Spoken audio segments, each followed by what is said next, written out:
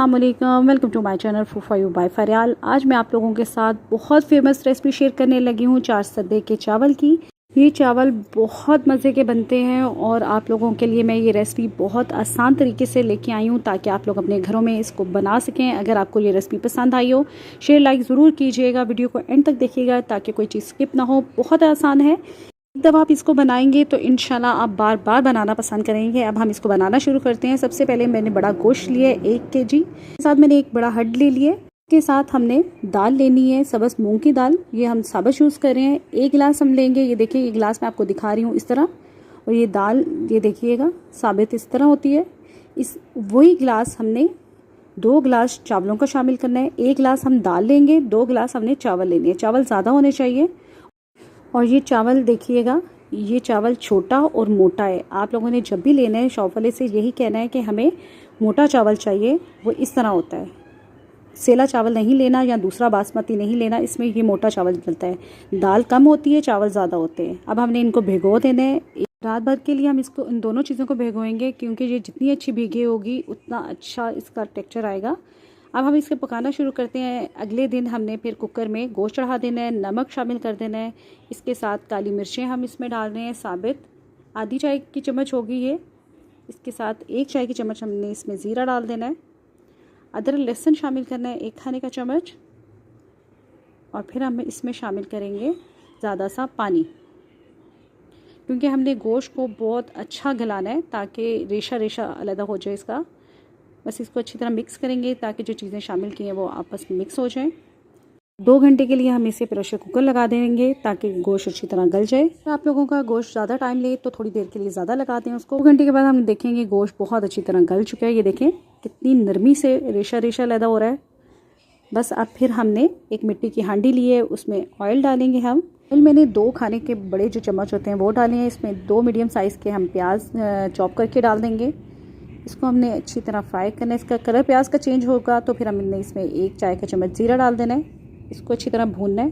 ज़ीरा अच्छी तरह फ्राई हो जाएगा। फिर अब इसके अंदर हमने 1 कप टमाटर शामिल कर देना है। ये 2 टमाटर हैं, इनको भी चॉप करके डालना है आपने। अच्छी तरह हमने मिक्स करना है। फिर इसमें 1 खाने का चम्मच हम दादर मिर्ची शामिल करेंगे, काली मिर्ची शामिल करेंगे, हल्दी शामिल करेंगे और धनिया पाउडर डालेंगे इसके अंदर। पानी को अच्छी तरह भूनना है और इसके अंदर हम थोड़ा सा पानी शामिल करेंगे ताकि मसाला नीचे लगे ना। और फिर हम थोड़ी देर के लिए इसे कवर कर देंगे ताकि जो प्याज और टमाटर है अच्छी तरह गल जाए।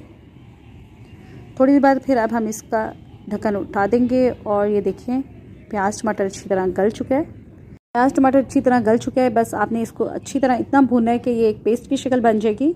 और जो हमने गोश्त घिला लिया उसको मैंने रेशा रेशा कर लिया, वो इसमें शामिल कर देंगे। इसको मिक्स करेंगे अच्छी तरह हाथ की मदद से। अब हम इसको गोटा लगाएंगे। ये चावल बनाते वक्त थोड़ी मेहनत ज़रूर लगती है, लेकिन आप लोगों ने घबराना नहीं। ये बहुत आसान रेसिपी के साथ है। अगर फिर भी समझ ना आए तो मुझे कमेंट करके ज़रूर पूछिएगा। अब जो दाल हमने भिगो के रखी हुई थी ये देखिए अच्छी तरह फूल चुकी है, यानी कि नरम भी हो चुकी हुई है। इसको हम इसमें शामिल करेंगे। इसमें हमने सबसे पहले दाल को अच्छी तरह पका लेना है ताकि दाल नरम हो जाएगी, तो फिर हम चावल इसमें शामिल करेंगे। अभी हमने इसके बाद इसमें ज़्यादा सा पानी शामिल करना है कि मैं 8 से 9 गिलास इसमें पानी डाल रही हूँ। और फिर इसको मिक्स करेंगे। 20 से 25 मिनट के लिए हम इसे ढक के पकाएंगे ताकि दाल बहुत अच्छी तरह नरम हो जाए। अगर आप कुकर में बना रहे हैं तो जल्दी आप देखिएगा। ये चावल आप अपने किसी भी फंक्शन के लिए बना सकते हैं या आप घर में जब पूरी फैमिली इकट्ठी होती है तब भी बना के खा सकते हैं। बहुत एहतियात से आपने इसको चेक करना है क्योंकि ये जो बर्तन है बहुत गर्म हो जाता है।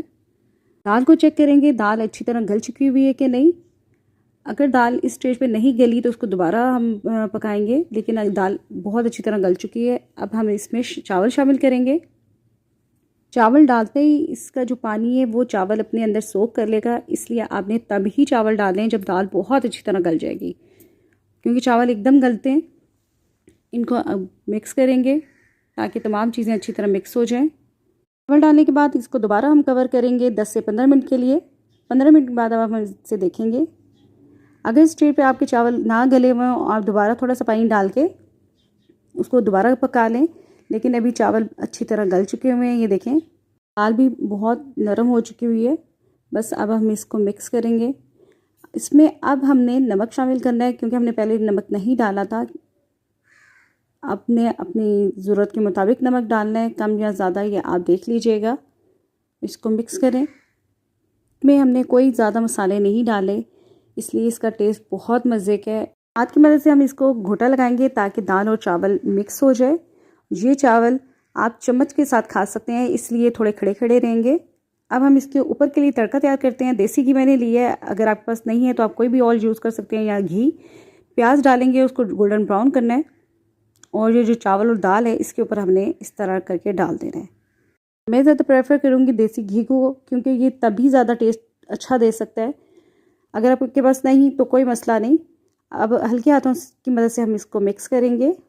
चावल बिल्कुल रेडी हो चुके हैं, आप इसे गरम गरम सर्व करें तभी मज़ा देगा ये। इसके साथ मैंने कचूमर सलाद बना लिया है, प्याज फ्राई कर लिए हैं और चाट मसाला रख लिया है, क्योंकि ये बहुत बहुत मज़े का इसके साथ टेस्ट हो जाता है इसका। अगर आप इसको गरम गरम ही खाएंगे ये तभी मज़े का लगेगा। और जब भी आप खाने लगें इसके ऊपर पहले आपने सलाद डालना है, प्याज डालना है फ्राई और चाट मसाला डालना है, नींबू उसके ऊपर डालना है।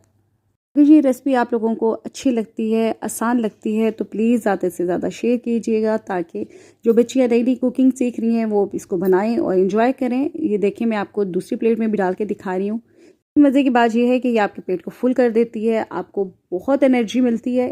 अगर आपको समझ ना आए तो कमेंट करके पूछ सकते हैं। मिलते हैं नई वीडियो के साथ। अल्लाह।